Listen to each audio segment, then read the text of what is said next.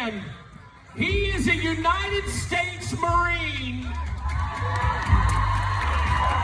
He spent 2 tours in Iraq, 2 tours in Afghanistan, and all he wanted to do when he came back home was to ride bulls. That's it. That's all he wanted to do. That's his dream.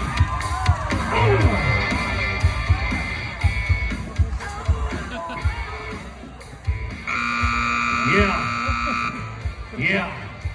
But ladies and gentlemen, that young man right there, and I know that bull's out there, is a true American hero. Would you put your hands together?